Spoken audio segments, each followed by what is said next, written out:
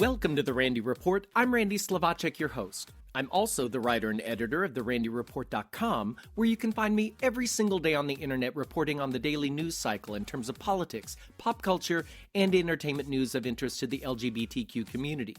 In this week's headlines, the Supreme Court has denied the City of Houston's request to review a court decision which said that marriage equality for same-sex couples doesn't necessarily mean equal benefits for same-sex couples.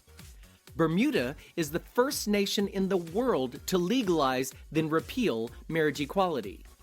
Gay coming-of-age movie Call Me By Your Name continues to rack up awards and nominations, plus my suggestions for end-of-the-year charitable donations. All that and more in this episode of The Randy Report.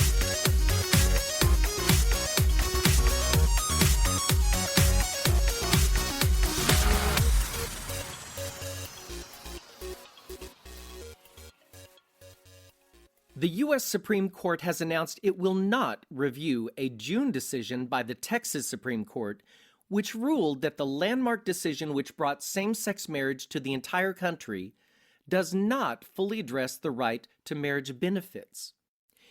In that decision, the Texas Supreme Court threw out a lower court ruling that said spouses of gay and lesbian public employees are entitled to government-subsidized marriage benefits, and it unanimously ordered a trial court to reconsider the case.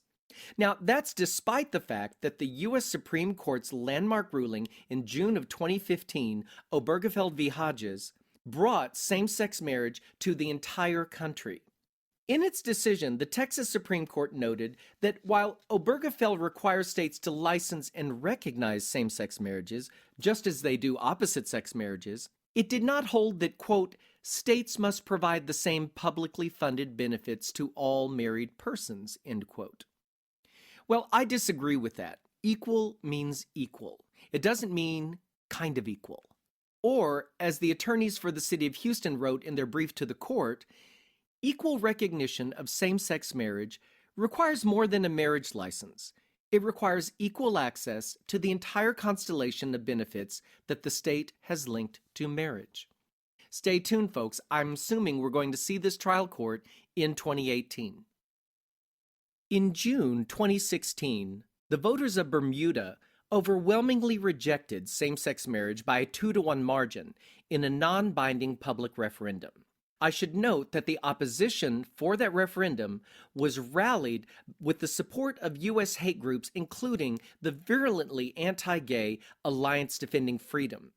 But in May of this year, Bermuda's High Court ruled in favor of a gay man who challenged the ban on same-sex marriage, arguing that the Human Rights Act guaranteed his right to marry his Canadian boyfriend, and so marriage equality came to Bermuda.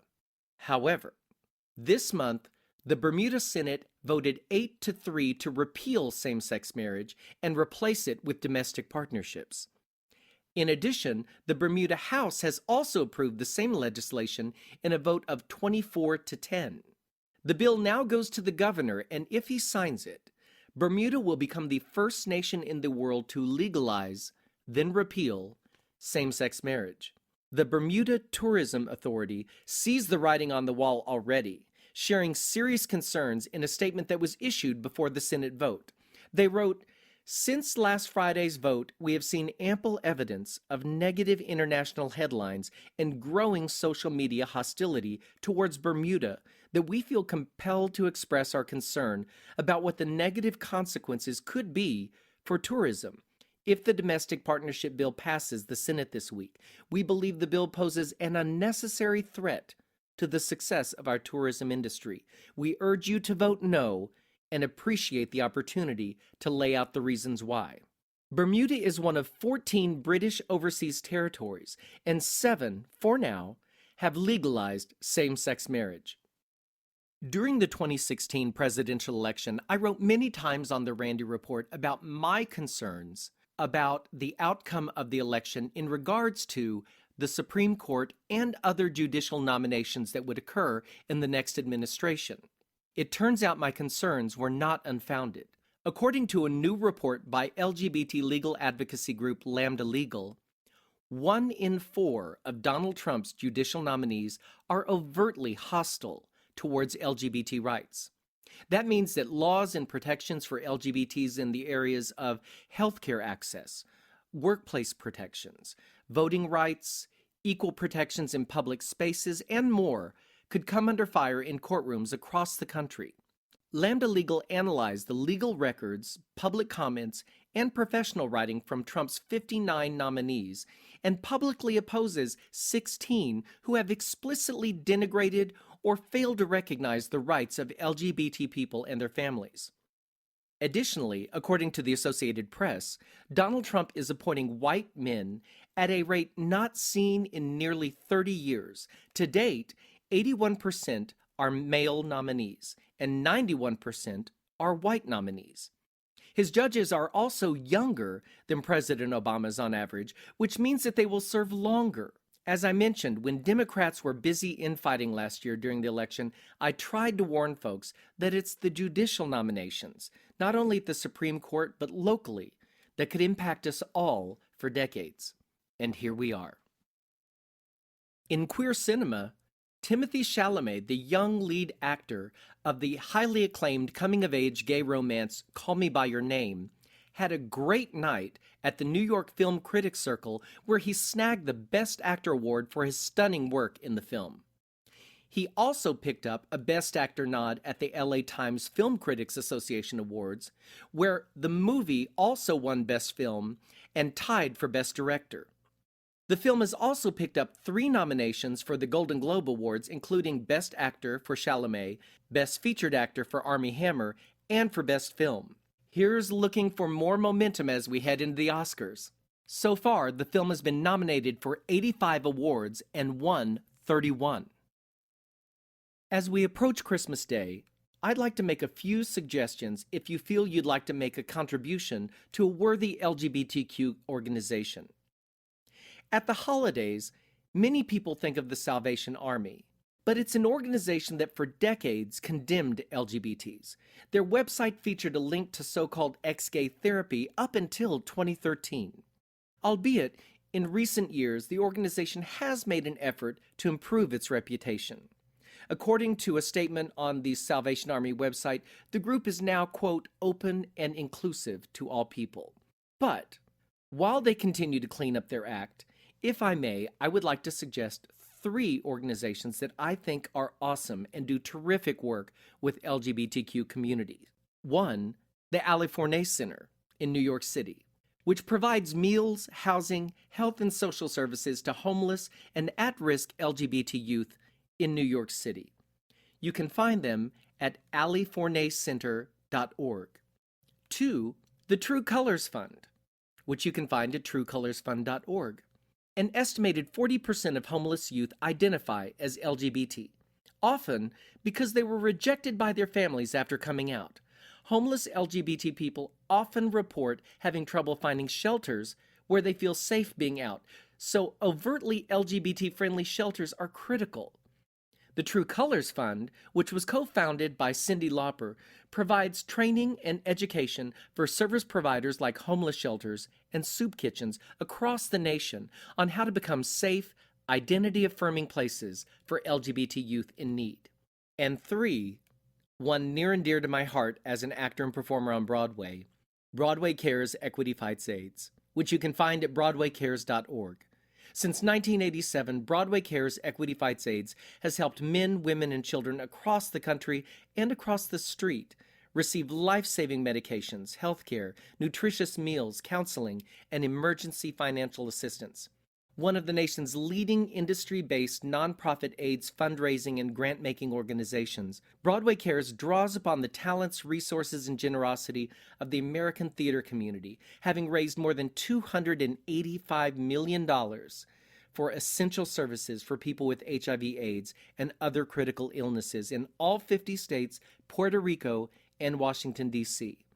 I was an actor on Broadway when the organization began, and I've been proud to participate in many events by this terrific organization. So if you have dollars this holiday season that you're willing to donate, please consider the Ali Forney Center, the True Colors Fund, or Broadway Cares Equity Fights AIDS. A Randy Report favorite, out singer-songwriter Tom Goss, dropped his latest single, Gay Christmas, just as many of us are making plans, or not, to head home for the holidays.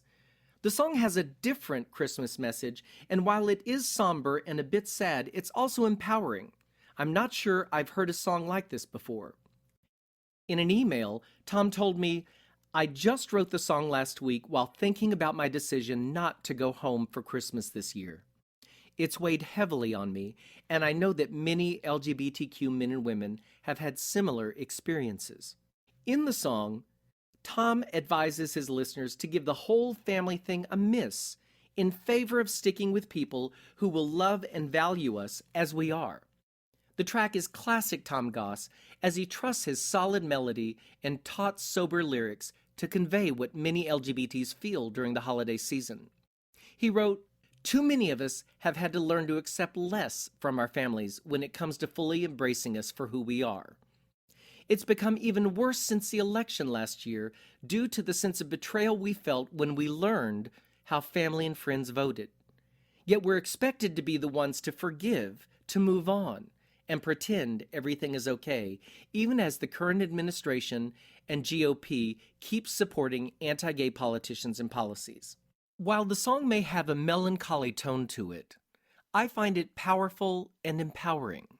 Tom tells us that we don't always have to go home and subjugate ourselves. We don't have to negate our moral and political views. We can spend the holidays with our chosen family, with the people who accept us and love us exactly as we are.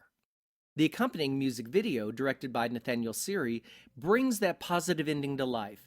The camera follows 5 people who feel alienated from the Christmas spirit, but who redeem the day by gathering for a Friendsmas picnic. Gay Christmas is available now at iTunes and cdbaby.com. And that brings me to the end of this episode of The Randy Report. If you enjoyed the podcast, make sure you click the subscribe button on my page on iTunes, and then every time I upload a new episode, it'll be sent straight to you automatically. Also, please feel free to share the Randy Report with friends. The more the merrier here. And remember, you can find me every single day on the internet at therandyreport.com, where I report on the daily news cycle regarding politics, pop culture, and entertainment news of interest to the LGBTQ community. I'll close this episode with Tom Goss's Gay Christmas. Here's wishing you all a happy, healthy, warm, and welcoming holiday. Thanks for listening, everyone. See you next time. Sometimes it feels like the last time that I should just get in line or fade into gray. The holidays, they bring out the worst in me. I see what my family sees, and trust me, it ain't great. Gay on Christmas, fake smiles and forgiveness. I've moved on from this, but still it haunts me. Gay on Christmas, I've learned to accept less, to bite my tongue and just receive. The GOP, I know they don't know me. I know it's not personal. Fear is a means of control. But you're different. You came to my wedding. You saw me years fighting for something that you've always had. Gay on Christmas, fake smiles and forgiveness. I've moved on from this, but still it haunts me. Gay on Christmas, I've learned to accept less,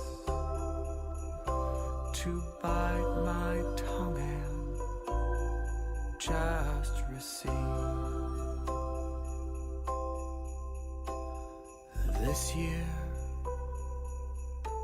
This year was the hardest year,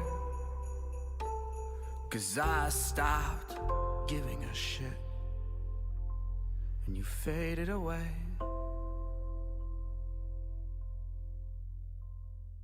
Gay on Christmas, fake smiles and forgiveness. I've moved on from this,